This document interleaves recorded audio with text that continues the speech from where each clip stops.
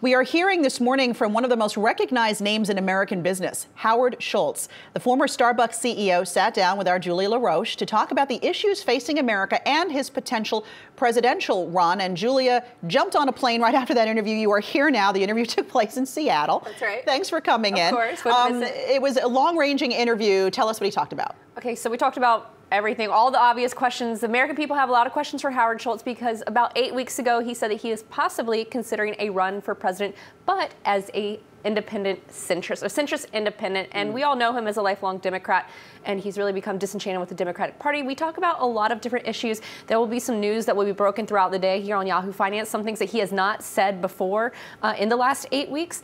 And, you know, there's a few factors that are at play when it comes to making the decision, will he run or not, because he has not fully committed. So let's take a listen to what's ultimately behind that decision. This is a very important decision for my wife Sherry and I and our kids, and certainly for the country.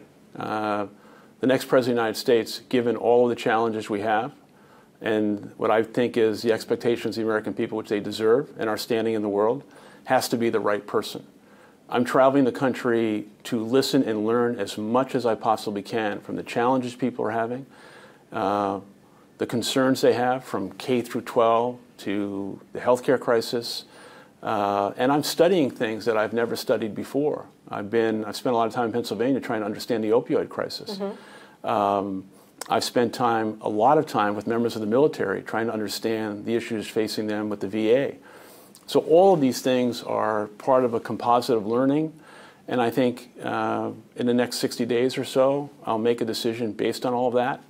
And I want to put myself in a position where I really can demonstrate to the American people that I'm the right person. I want to ask you about your peer set. You're a former CEO. Do you have conversations with CEOs now? And what have you heard in the last few weeks and even more recently from other business leaders? Well, I've been very public from day one when I said that I thought the president made a big mistake when he had a great opportunity for comprehensive tax reform. And what did he do? He lowered the corporate tax rate to 21%. I had CEOs calling me say, why would you say that as a CEO? We're all going to benefit from that. And I said, because the answer to that question is, yeah, we may all be benefiting from that, but the American people need to benefit from that. So I've had conversations with peers and CEOs about different positions. I've also had conversations with CEOs about what would it take to get you to understand that the tax rate for corporations should be higher, with an incentive built in to do the right thing for corporations all over the country for their people and their communities. I've also had CEOs call me and say, what you're saying about capitalism is so very important.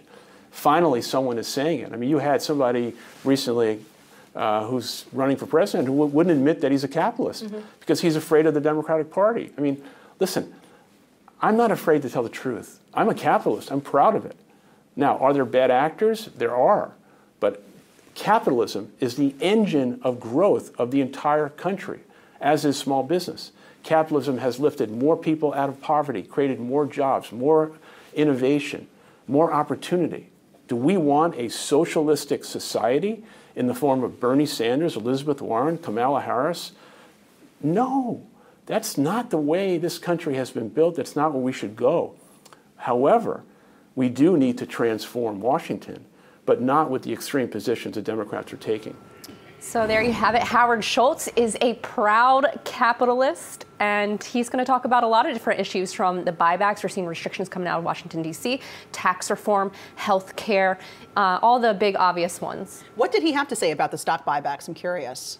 Well, he thinks really, I don't think he agrees that the government should be telling companies what to do, but at the same time, you have to take a more holistic approach to working with business. You have to make sure that you're doing the right things. As a business leader, you have to do the right things for your people. And I think that's something that he's really proud of what he did during his time at Starbucks, whether it was giving health care to all employees, full-time and part-time, equity in the form of stock options, college tuition. So you really need to incentivize businesses to take care of their people.